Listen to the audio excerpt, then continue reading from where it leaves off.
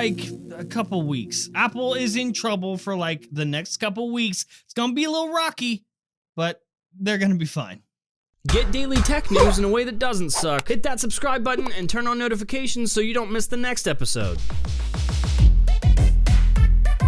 Yo, what's going on, guys? Welcome back to Front Page Tech, of course, show that gives you all the latest tech news from one geek, that is me, to another, that is you. Happy freaking Monday. Just a heads up, I'm starting to feel a tad bit under the weather, just a little bit sick, but I'm giving you a heads up because I get sick once a year. I rarely get sick. It happens once a year, and during that once a year, it is just pure hell. Like, I get so sick that I shit myself. Once a year. Happens every year. Hasn't happened this year yet, which means I'm about due for that. The shitting. It's coming. All right, so story numero uno is about Samsung. Well, about Samsung and Huawei. Within the last couple months, we saw that Huawei was just gunning for Samsung for whatever reason. Samsung wanted to be first at introducing the world to a foldable phone, but then Huawei was like, no, we gonna do it. Of course, either way, Samsung did beat them to the punch. They had to rush their announcement to make sure that they went before Huawei, but it worked. But wait, there's more. At the same event, we saw that Samsung was working on a few different display technologies. One of those being the Infinity O display.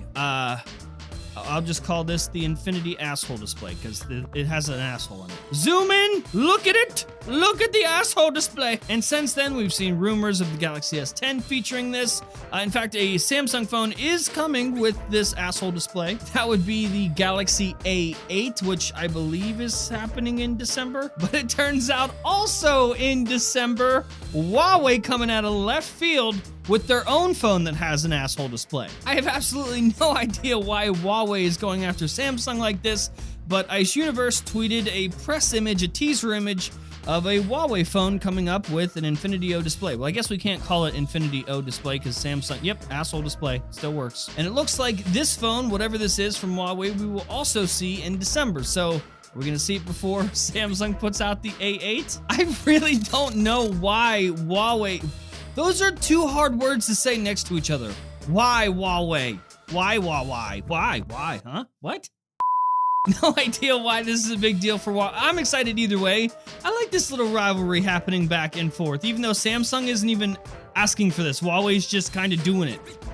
Also, it took a lot of willpower not to ask Brian to Photoshop an asshole into a phone for this episode. I want credit for that. I want credit for the fact that I didn't make you look at that.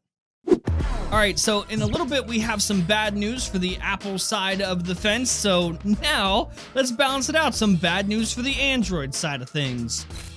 Google just discovered that 13 different apps, which included like games, car and truck driving simulators, different things like that, were just hiding malware. And those apps collectively were downloaded like 500,000 times. According to a report, the apps not only showed no legitimate functionality, but also hid in the handsets to make it easier to install malware. In fact, 2 of those 13 apps were trending in the Google Play Store. Here's a tweet with a list of the apps. If you got one of those, well, you're fine. Luckily, though, Google knows about it now, and they have yanked it. They have removed the apps from the Google Play Store. You should be good. So, listen, if you downloaded one of those apps, you only got one option. Your life is over. It's ruined. Set your phone in the center of the room, dump a bunch of gasoline around it, and burn your whole freaking house down. Move far away and change your name. Whatever you gotta do. Forget this life. Just move on.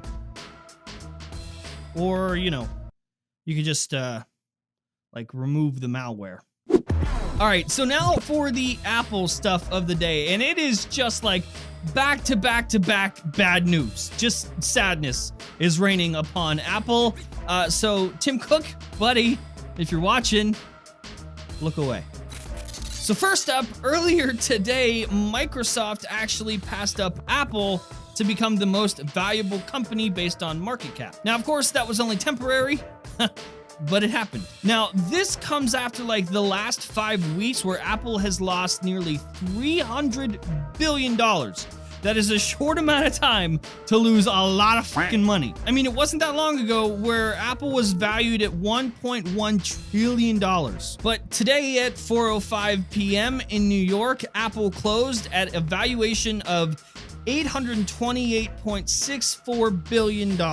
Now, by closing today at 4:05 p.m. in New York, Apple was back on top again. This whole thing was temporary, but it still remains. For the first time in years and years and years and years, Apple was not the top company and Microsoft passed them. So for the last week or two, we've had rumors of bad sales or poor sales, whatever, less than expected sales for all the iPhones this year. Again, as I've said before, there's no confirmation on that. This happens every year. But that was enough to do some damage, as it does every single year. Plus now you have the Microsoft thing. And that's not it. We also now have the Supreme Court having an issue with Apple. Now, this actually stems from what has been a long-running case, an antitrust case, referred to as Apple versus Pepper. But today, the Supreme Court got to hear all about it. So effectively, what we're talking about here, if you want to look further into it, it's Apple versus Robert Pepper. And it's a fight over Apple's iOS App Store. And long story short, where we're at now is the Supreme Court will be able to decide whether iPhone users can actually sue Apple for locking down the iOS ecosystem. Because there's a possibility that the court could rule this as creating an anti-competitive monopoly. And of course, we still got a ways to go, but today the Supreme Court seemed sympathetic to the argument. At the end of all this, in theory, this could affect how tech companies can actually build ecosystems around their products, or in Apple's case, that beautiful walled garden might be coming down. And I know it's kind of confusing, so let me just break down what the actual argument is real quick. The idea is that, well, since Apple only allows iOS users to install apps through its App Store, and then there's no other option for third-party stores, and if you want that, it requires jailbreaking, and then you void warranty and all that stuff, there's an issue there, apparently. Not for me, but for other people, I guess. Remember, Apple also takes a 30% commission on apps that are sold through the App Store. And that's sort of where the bigger issue is. So the complaint itself states that iPhone users have paid hundreds of millions of dollars more for apps than they would have paid in a competitive market. And listen, there's no real denying that. Now, the fact that this complaint has gotten this far into the Supreme Court and it sort of threatens Apple's services stuff, they made a lot of money from services. They continue to make more and more of their money from services like the App Store. And if that is in trouble, yeah, that's going to affect stock as well. So that also affected it today.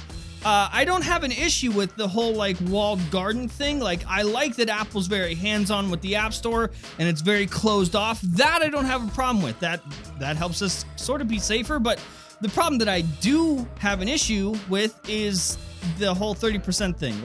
I can see where that can sort of get them in trouble and probably will get them in trouble. That's also not it though.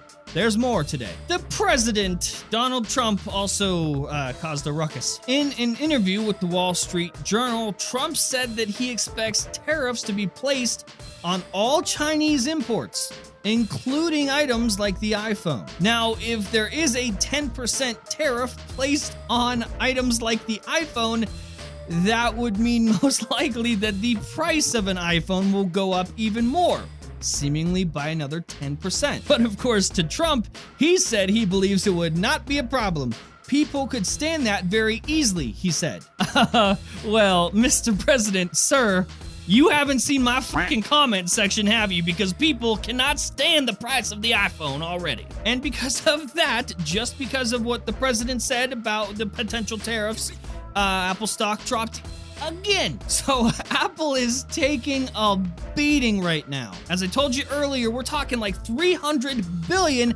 That's with a B dollars lost in 5 weeks. That is a significant amount of money and a significant amount of their value. Now, I want to be very, very clear here. Apple is not doomed. All right. So before everyone starts with that bullshit, it's fine. They are going to be fine. Everything will balance itself back out.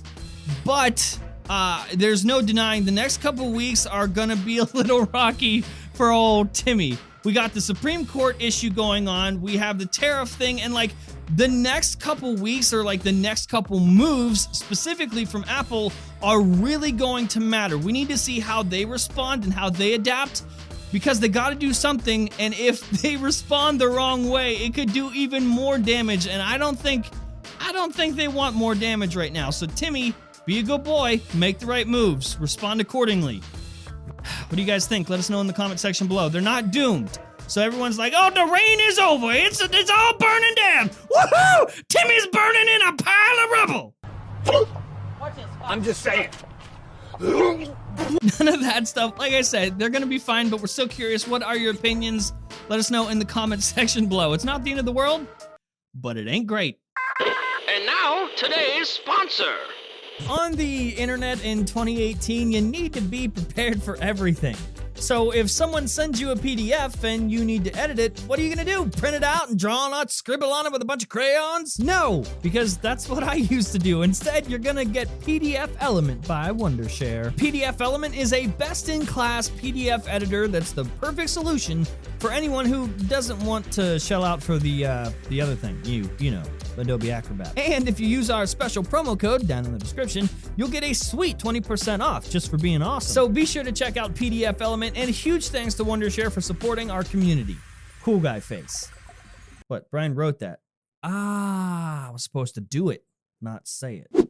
And that's the show. Hopefully you liked it. You learned something. If you did, hit that like button. If you hate my stupid face, hit the dislike button. If you're new here, subscribe and stuff. And I'll see you guys tomorrow.